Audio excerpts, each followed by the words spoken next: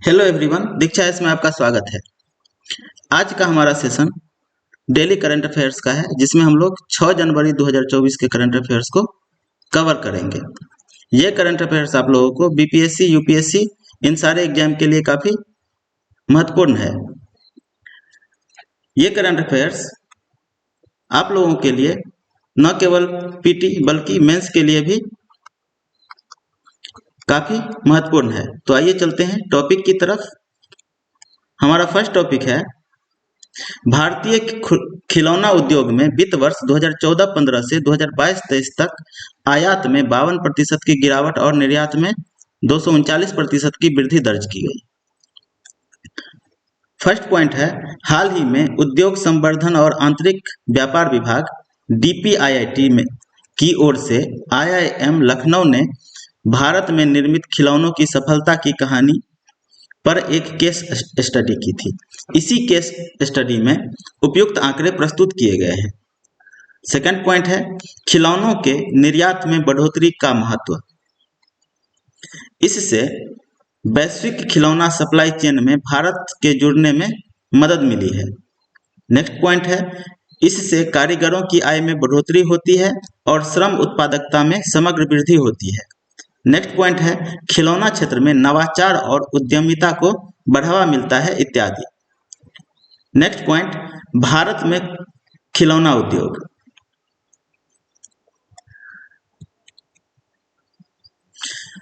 भारत खिलौनों के शीर्ष निर्यातक देश के रूप में उभर रहा है। 2028 तक खिलौनों का निर्यात बढ़कर $3 बिलियन होने की संभावना है। संयुक्त अरब अमीरात और ऑस्ट्रेलिया में भारतीय खिलौनों के आयात पर कोई प्रशुल्क नहीं लगाया जा रहा है। भारत का खिलौना बाजार काफी हद तक असंगठित है। इसमें चीन निर्मित खिलौनों का बाहुल्य है। खिलौना उद्योग को बढ़ावा देने के लिए की गई पहल, क्या क्या पहल किया गया है? तो फर्स्ट है, डीपीआईआईटी ने भारतीय मानक ब्यूरो अधिनियम 2016 के तहत खिलौना गुणवत्ता नियंत्रक आदेश 2020 जारी किया है। व्यापार और निवेश, डिजाइन और गुणवत्ता तथा स्वदेशी खिलौनों को बढ़ावा देने हेतु खिलौनों के लिए राष्ट्रीय कार्य योजना शुरू की गई है। विदेश व्यापार महानिदेशालय ने घटिया स्तर के खिलौनों के आयात पर अंकुश लगाने के लिए सैंपल टेस्टिंग को अनिवार्य किया है। खिलौना उद्योग से जुड़ी चिंताएं, क्या क्या चिंताएं हैं? तो फर्स्ट है, कम कीमत वाले चीनी खिलौनों का प्रभुत्व है। सेकंड है, यह सर्वाधिक प्लास्टिक गहन उद्योग है, अर्थात प्लास्टिक की बहुत खपत होती है। थर्ड है, 3D मॉडल्स बनाने के लिए कम लागत वाली सॉफ्टवेयर तकनीकी का अभाव है।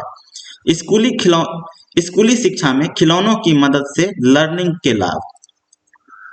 अनुभव आधारिता शिक्षा, टीम वर्क और सामाजिक संपर्क को बढ़ावा मिलता है।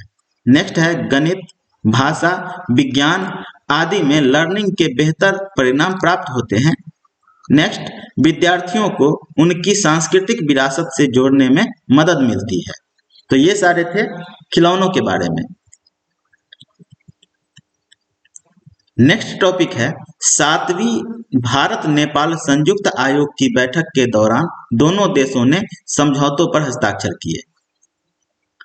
7वीं भारत नेपाल संयुक्त आयोग की बैठक काठमांडू में आयोजित हुई है।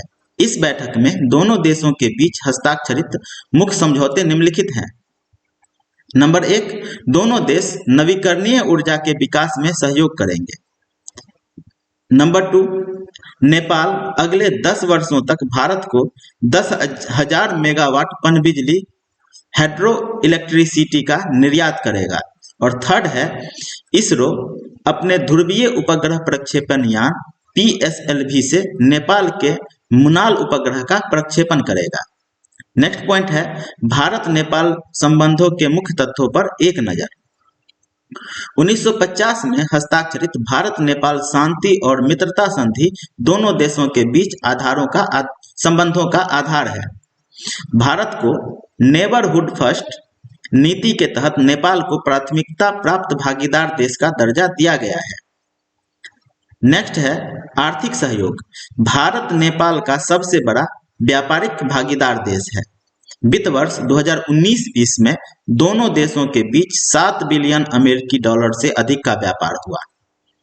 नेक्स्ट है रक्षा सहयोग। भारतीय सेना की गोरखा रेजिमेंट में नेपाली सैनिकों की भर्ती की जाती है। दोनों देशों के बीच समय समय पर सूर्य किरण नाम से संयुक्त सैन्य अभ्यास आयोजित किया जाता है।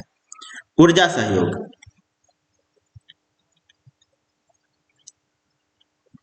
सीमावर्ती क्षेत्रों में बिजली की आपूर्ति के लिए दोनों देशों के बीच 1971 से ऊर्जा विनिमय समझौता लागू है।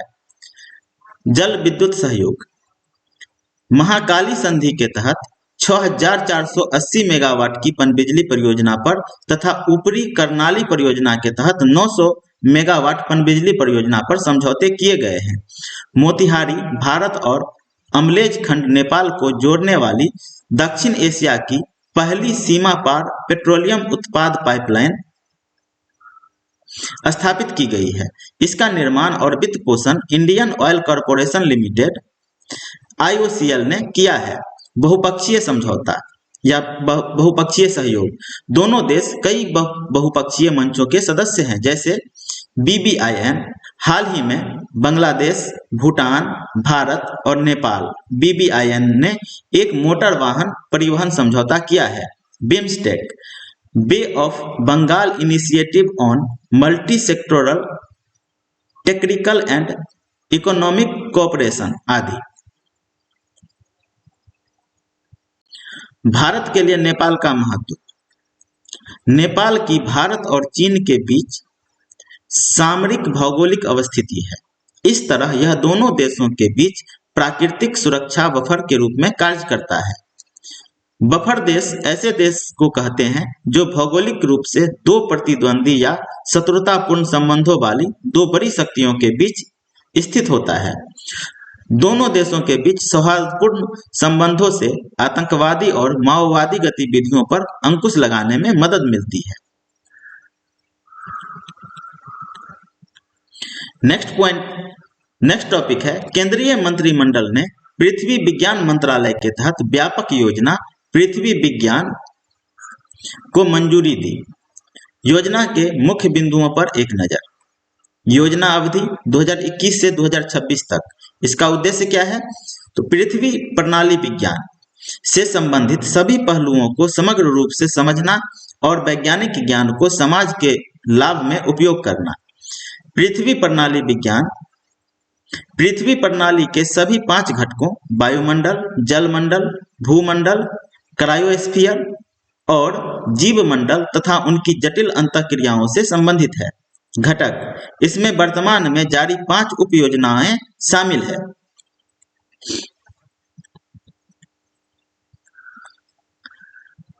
Atmosphere and climate research modelling observing system and services ACROSS across. यह उपयोजना सतत पर्यवेक्षणों, गहन अनुसंधान एवं विकास, डायनामिक्स मॉडल्स तथा सूचना के प्रसार व संचार की प्रभावी रणनीतियों को अपनाकर जलवायु व मौसम पूर्वानुमान पद्धति में सुधार करती है। नेक्स्ट उपयोजना है ocean services modelling applications resources and technology OSMART। इसके निम्नलिखित उद्देश्य हैं। क्या क्या उद्देश्य है? फर्स्ट उद्देश्य है महासागर क्षेत्रक में उपयोग की जाने वाली प्रौद्योगिकियों का विकास। सेकंड है महासागर क्षेत्रक से संबंधित सेवाओं, पूर्वानुमान एवं सलाह के लिए प्रौद्योगिकियों का विकास तथा थर्ड है समुद्री और तटीय परिवेश में अनुसंधान एवं विकास को बढ़ावा देना। थर्ड योजना है polar science and cryosphere research PACER। इसमें अंटार्कटिक कार्यक्रम, भारतीय आर्कटिक कार्यक्रम, दक्षिण महासागर कार्यक्रम तथा क्रायोस्फीयर व जलवायु कार्यक्रम शामिल है। नेक्स्ट उपयोजना है सिस्मोलॉजी एंड जियोसाइंस SAGE। इसमें भूकंपीय निगरानी एवं माइक्रोजोनेशन और जियोक्रोनोलॉजी, भू कालानुक्रम के लिए एक इकाई स्थापित करने सहित 6 गतिविधियां शामिल है। नेक्स्ट है research, education, training and outreach. पृथ्वी प्रणाली विज्ञान में अनुसंधान एवं विकास को शामिल करना, पृथ्वी प्रणाली विज्ञान में कुशल कार्यबल विकसित करना आदि शामिल है।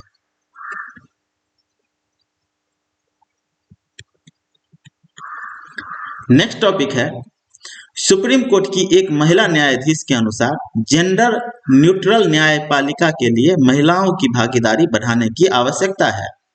सुप्रीम कोर्ट की न्यायाधीश न्यायमूर्ति बी.वी.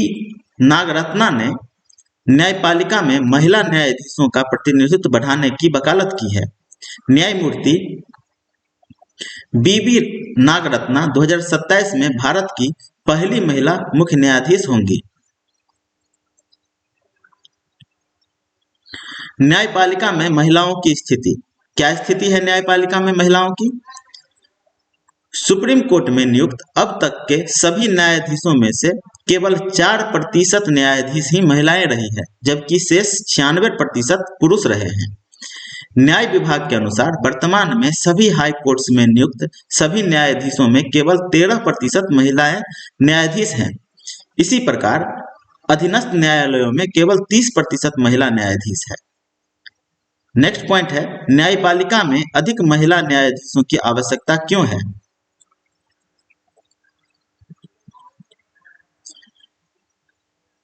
इससे महिलाओं में न्याय पाने और अदालतों के माध्यम से अपने अधिकारों का प्रयोग करने की इच्छा शक्ति बढ़ जाती है। नेक्स्ट है महिला न्यायाधीश प्रजनन संबंधी अधिकारों, लैंगिक आधार पर हिंसा, पारिवारिक कानूनों जैसे कि जेंडर विशिष्ट मुद्दों से जुड़े मामलों में बेहतर अंतर्दृष्टि ला सकती है। महिलाओं को सशक्त बनाने में न्यायपालिका की भूमिका, क्या भूमिका है? न्यायालय संवैधानिक कानूनों को लागू करने और उन्हें मजबूत बनाने में भूमिका निभाता है। इसमें सभी के लिए समानता सुनिश्चित करना, मूल अधिकारों की सुरक्षा जैसे लोकतांत्रिक मूल्यों को बनाए रखना शामिल है। उदाहरण के लिए संविधान के अनुच्छेद 16 के तहत नियोजन में भेदभाव पर रोक लगाई गई है आदि। नेक्स्ट पॉइंट है महिलाओं के अधिकारों की रक्षा करना। न्यायपालिका की पहल से महिलाओं के खिलाफ लैंगिक उत्पीड़न से संबंधित विशाखा दिशा निर्देश और निर्भया सुधार लागू किए गए हैं। नेक्स्ट पॉइंट है शाहबानो मामले में सुप्रीम कोर्ट ने निर्णय दिया था कि मुस्लिम महिलाओं को अपने पति से भरण पोषण प्राप्त करने का अधिकार है।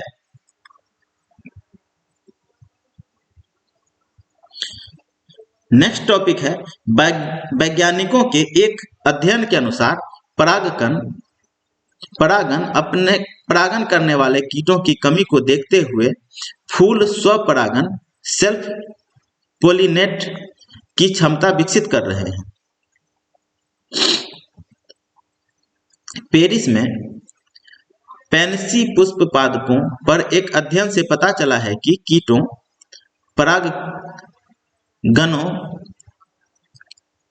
परागगण को पोलिनेटर्स की घटती संख्या को देखते हुए पुष्पी पादप अपने अंदर स्वपरागन का विकास कर रहे हैं। पादप में लैंगिक जनन के लिए परागन अनिवार्य होता है। परागन की प्रक्रिया के दौरान नर परागकोश से परागकण मादा वर्तिकाग्र तक पहुंचते हैं। परागकण मुख्यतः 2 प्रकार के होते हैं। नंबर 1 स्वयुग्मन स्वपरागन, यह एक ही पुष्प में परागकोश से पुष्प वर्तिकाग्र तक परागकणों का स्थानांतरण है। और सेकंड है क्रॉस परागन, इसमें अलग अलग पादपों के पुष्प परागकोश से अलग अलग पादपों के पुष्प वर्तिकाग्र तक परागकणों का स्थानांतरण होता है।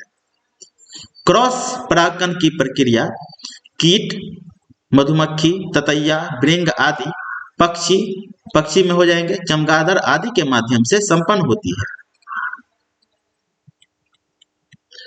नेक्स्ट पॉइंट है क्रॉस परागन वाले पुष्पी पादपों का स्वपरागनक के रूप में उद्विकास निम्नलिखित चिंताओं को जन्म देता है। क्रॉस परागण से पादपों के डीएनए में नए आनुवंशिक लक्षण शामिल हो जाते हैं। इससे पादप की भावी पीढ़ियां बीमारी, सूखे एवं अन्य खतरों को सहने की बेहतर क्षमता विकसित कर लेती है। स्वपरागण की वजह से पुष्पी पादपों में पर्यावरण संबंधी भावी परिवर्तनों के प्रति अनुकूलन की क्षमता कम हो जाती है। और नेक्स्ट है, इसके अलावा स्वपरागण वाले पुष्पी पादपों में सेल्फिंग सिंड्रोम दिखाई देता है।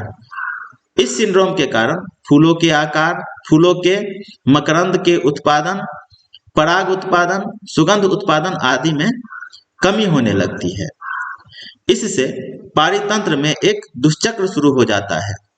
इसमें पादपों से कम मात्रा में मकरंद का उत्पादन होता है। इससे कीट पतंगों के लिए उपलब्ध आहार की कमी होने लगती है। साथ ही इसकी संख्या में और तेजी से गिरावट देखने को मिलती है। इसके परिणामस्वरूप क्रॉस परागण की प्रक्रिया पर प्रतिकूल प्रभाव पड़ता है। नेक्स्ट पॉइंट है, परागण करने वाले कीटों की संख्या में गिरावट का मुख्य कारण। क्या क्या कारण है? नंबर 1, कृषि एवं शहरीकरण के कारण भूमि उपयोग में जारी बदलाव। सेकेंड पॉइंट है, कृषि कार्य हेतु रासायनिक दवाओं, फफूंदनाशकों, कीटनाशकों और आनुवांशिक रूप से संशोधित जीवों का बढ़ता उपयोग। और थर्ड पॉइंट है, बढ़ती आक्रामक विदेशी प्रजातियां और जलवायु परिवर्तन।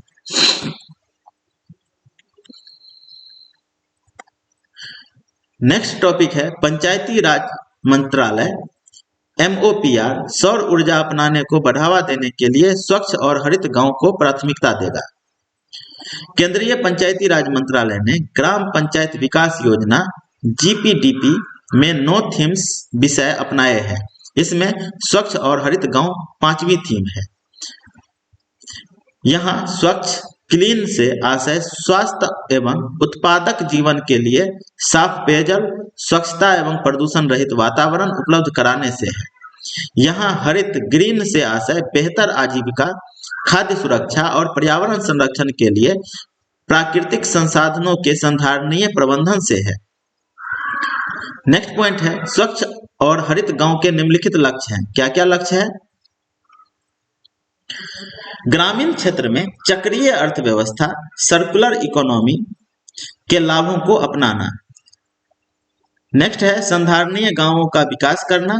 तथा नेक्स्ट, संयुक्त राष्ट्र के सतत विकास लक्ष्यों SDG के उद्देश्यों को प्राप्त करना, जैसे SDG 7 वाहनीय और स्वच्छ ऊर्जा को अपनाना और SDG 13 जलवायु परिवर्तन और उसके प्रभावों से निपटने के लिए तत्काल कार्रवाई करना।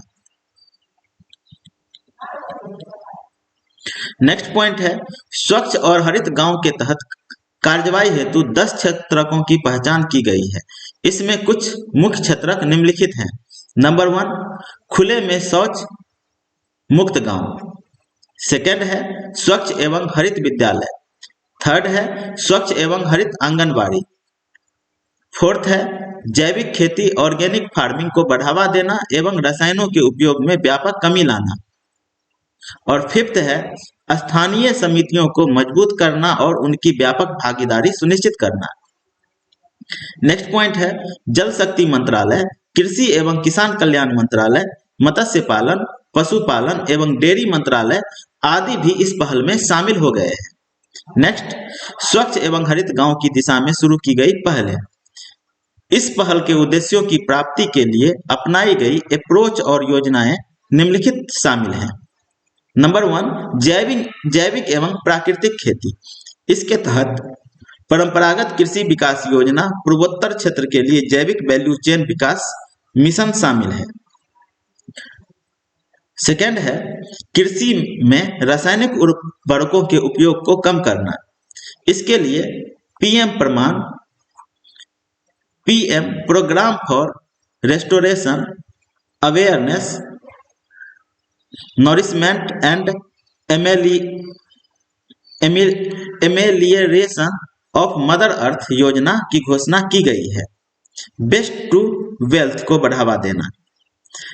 इसके लिए गोवर्धन सतत जैसी योजनाएं शुरू की गई है। गोवर्धन योजना और सतत योजना ये दोनों शुरू किया गया है। नेक्स्ट पॉइंट है ग्राम पंचायत विकास योजना जीपीजीटी के बारे में, जीपीडीपी के बारे में। भारत के संविधान के अनुच्छेद 243 जी के तहत पंचायतों को स्थानीय आर्थिक विकास और सामाजिक न्याय की योजना बनाने का कार्य सौंपा गया है। इस योजना के तहत यह कल्पना की गई है कि ग्राम पंचायत गांवों के विकास के लिए पंचवर्षीय और वार्षिक योजनाएं बनाएंगी। पंचायती राज मंत्रालय जीपीडीपी को लागू करने के लिए दिशा निर्देश जारी करता है। वर्तमान दिशा निर्देशों में विकास के मुख्य उद्देश्यों में शामिल है आत्मनिर्भर अवसंरचना, गरीबी से मुक्ति, आजीविका का विस्तार, सुशासन आदि।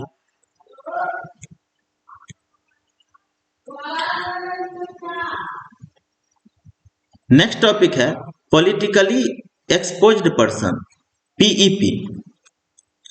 आरबीआई ने अपने updated KYC know your customer master दिशा निर्देश में पीईपी की परिभाषा को संशोधित किया है। आरबीआई ने दिशा निर्देशों को बेहतर तरीके से स्पष्ट करने के लिए संशोधन किए हैं। संशोधन से संबंधित अधिसूचना के अनुसार पीईपी वह व्यक्ति है जो किसी अन्य देश के प्रमुख पद पर या लोक अधिकारी पद पर आसीन है। ऐसे व्यक्तियों में निम्नलिखित शामिल है। ऐसे व्यक्तियों में कौन कौन शामिल होंगे? राष्ट्राध्यक्ष या शासनाध्यक्ष, वरिष्ठ राजनेता, वरिष्ठ सरकारी या न्यायिक या सैन्य अधिकारी, सरकार के स्वामित्व वाली कंपनियों के वरिष्ठ अधिकारी और राजनीतिक दलों के महत्वपूर्ण पदाधिकारी।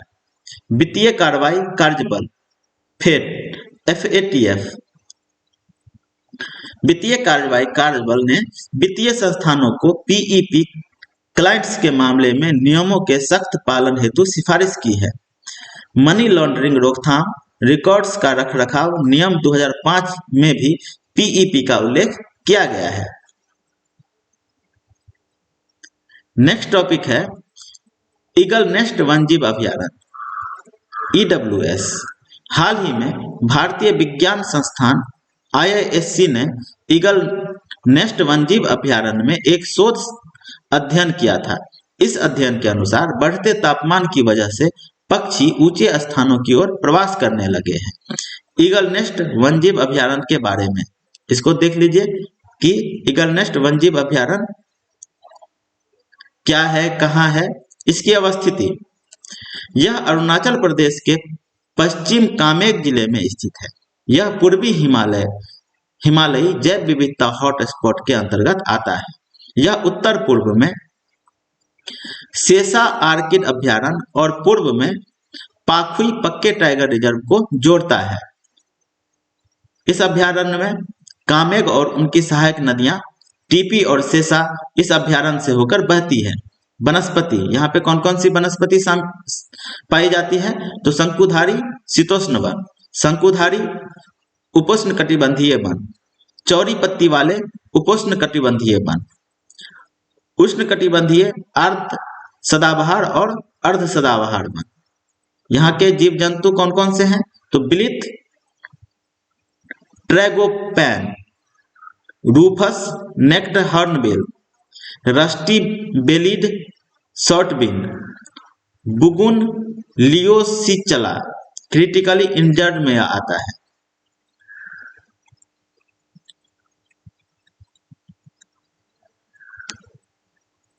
नेक्स्ट टॉपिक है ट्राइकोडर्मा। वैज्ञानिकों ने एक नया दानेदार चूना आधारित ट्राइकोडर्मा जैव कीटनाशक उर्वरक विकसित किया है।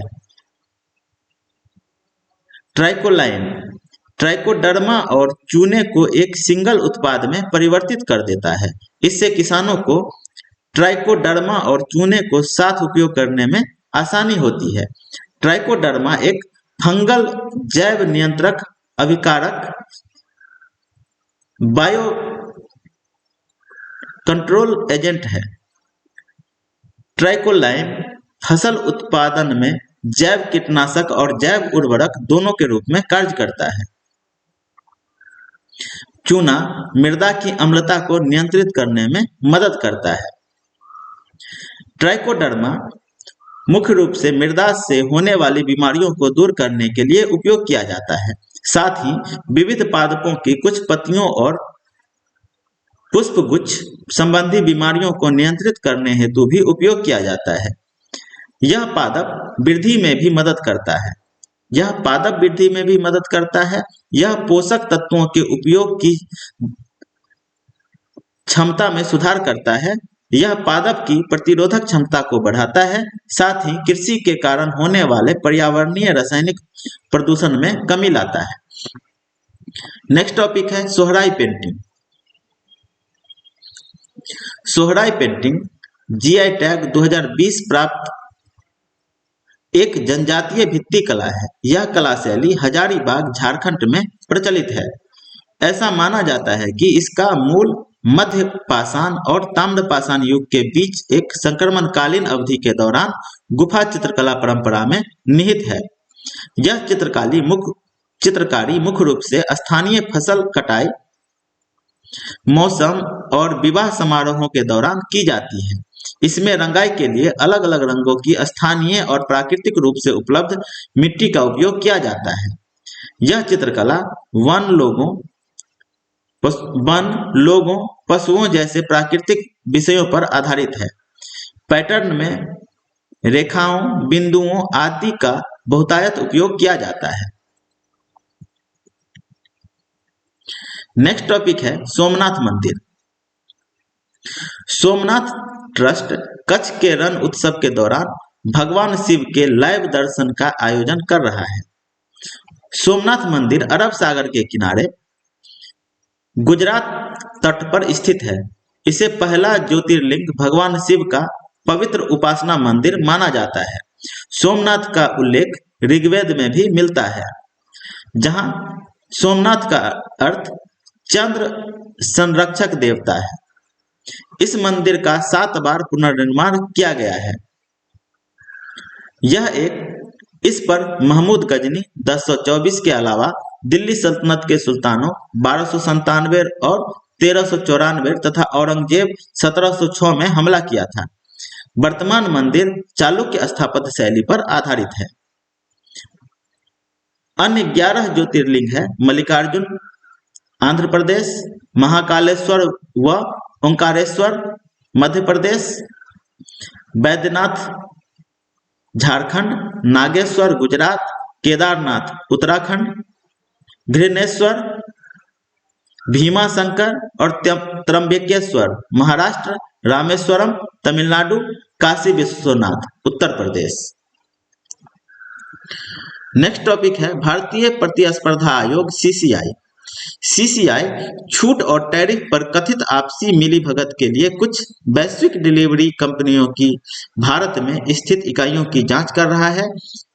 इन कंपनियों में जर्मनी की DHL, अमेरिका स्थित यूनाइटेड पार्सल सर्विस तथा फेडेक्स शामिल है। भारतीय प्रतिस्पर्धा आयोग सीसीआई का मुख्यालय नई दिल्ली में स्थित है। सीसीआई की स्थापना केंद्र सरकार ने 2003 में की थी। इसे प्रतिस्पर्धा अधिनियम 2002 के तहत एक वैधानिक निकाय के रूप में स्थापित किया गया था। सीसीआई में केंद्र सरकार द्वारा नियुक्त एक अध्यक्ष और 6 सदस्य होते हैं। इसका उद्देश्य क्या है? तो प्रतिस्पर्धा पर प्रतिकूल प्रभाव डालने वाली प्रथाओं को समाप्त करना, प्रतिस्पर्धा को बढ़ावा देना और उसे बनाए रखना, उपभोक्ताओं के हितों की रक्षा करना और भारत के बाजारों में व्यापार करने की स्वतंत्रता सुनिश्चित करना। नेक्स्ट टॉपिक है मरीन कमांडो। MARCOG ने लाइबेरिया के एक जहाज में चालक दल के सभी 21 सदस्यों को बचाया। मार्कोज की स्थापना 1987 में की गई थी। यह भारतीय नौसेना की स्पेशल ऑपरेशन फोर्स है। आदर्श वाक्य इसका क्या है? The few the fearless. वे समुद्र, वायु और भूमि सहित विविध वातावरणों में ऑपरेशन को संपन्न कर सकते हैं। वे कश्मीर जैसे क्षेत्रों में ऑपरेशन चलाने के लिए भारतीय सेना के साथ भरपूर सहयोग करते हैं। इस फोर्स ने कैक्टस, लीच, पवन और साइक्लोन जैसे ऑपरेशनों को सफलतापूर्वक संपन्न किया है।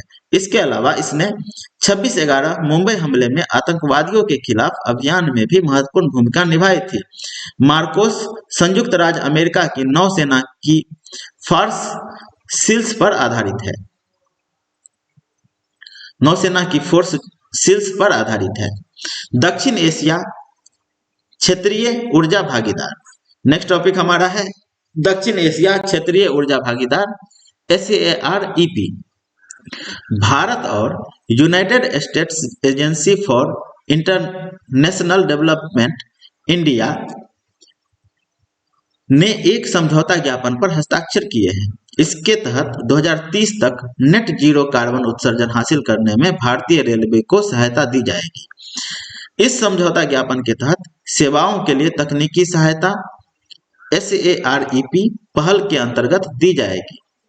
SAAREP USAID इंडिया का मुख्य क्षेत्रीय ऊर्जा कार्यक्रम है। इसका उद्देश्य 6 देशों नेपाल, भूटान, बांग्लादेश, भारत, श्रीलंका, मालदीव में वहनीय, सुरक्षित, निरंतर एवं संधारणीय ऊर्जा की आपूर्ति में सुधार करना है। कार्यक्रम की अवधि 2021 से 2026 तक की होगी। नेक्स्ट टॉपिक है मॉरिशस, जिसकी राजधानी है पोर्ट लुइस। कैबिनेट ने संयुक्त रूप से लघु उपग्रहों के विकास के लिए भारतीय अंतरिक्ष अनुसंधान संगठन इसरो और Mauritius research and innovation council के बीच एक समझौता ज्ञापन को मंजूरी प्रदान की। मॉरिशस की भौगोलिक अवस्थिति क्या है? यह हिंद महासागर में स्थित एक द्वीपीय देश है। यह मेडागास्कर के पूर्व में स्थित है। मॉरिशस चागोस द्वीप समूह, डिएगो गार्सिया सहित पर संप्रभुता का दावा करता है। हालांकि इस दावे को लेकर पेटेंट के साथ इसका विवाद है। भौगोलिक विशेषताएं, प्रमुख नदियां यहाँ की है ग्रैंड रिवर, साउथ ईस्ट और ब्लैक रिवर। यहाँ पे 2 नदी है मुख्य नदी, ग्रैंड रिवर साउथ ईस्ट और ब्लैक रिवर। यहाँ की प्रमुख झीलें हैं ग्रैंड बेसिन और ट्रो कनका। और यहाँ की उच्चतम बिंदु है पिटोल डेला पेटिट रिवियरे नोइरे। इसके साथ ही आज का वीडियो यहीं पे समाप्त होता है। अगर आप लोगों को वीडियो अच्छा लगे तो वीडियो को लाइक कीजिए, हमारे चैनल दीक्षा इसको सब्सक्राइब कीजिए और अपने दोस्तों में शेयर कीजिए। धन्यवाद।